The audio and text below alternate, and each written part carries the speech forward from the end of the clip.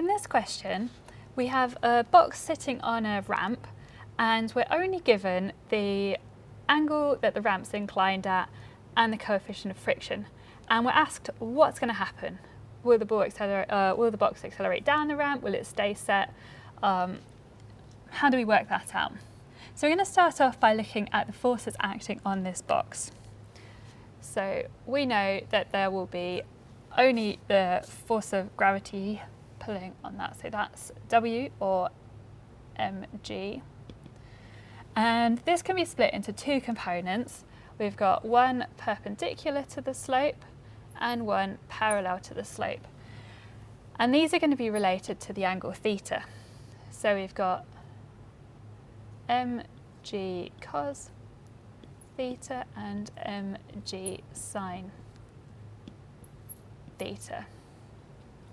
We also know that there is a reaction force, contact force of this block opposite to the direction of mg cos theta, and that's going to be equal in magnitude. And the final force we have acting is to do with our friction, and that's going to be acting opposite to the direction of motion, or potential direction of motion. And this is a coefficient of static friction, which means it's the frictional component that acts when the box is sitting still. So it's opposing, it's starting moving. And this is going to be equal to, or I'll just write FF over here. So force of friction is proportional to the coefficient of friction and the reaction force. So here we've got two opposing forces. We've got friction acting up the slope, and we've got a component of the weight acting down the slope.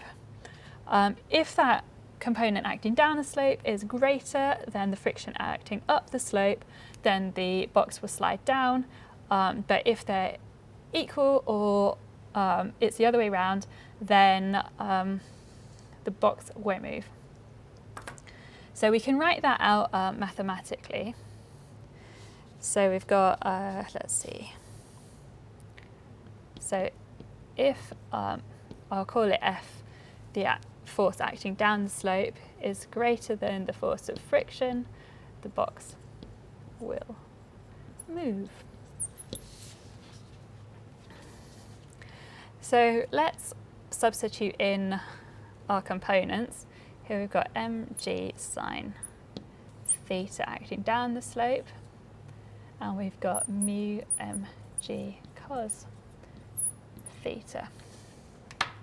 So we can cancel out the m and the g on both sides, and leaving us just with sine theta mu cos theta.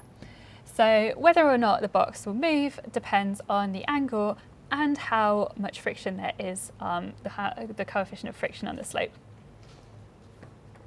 With the example that I've given, we've got 30 degrees and 0.5. Oh, that's 30, sorry. And this will work out as 0.5, and you've got 0.866 times by 0.5, and this is clearly greater than that, so the box will move.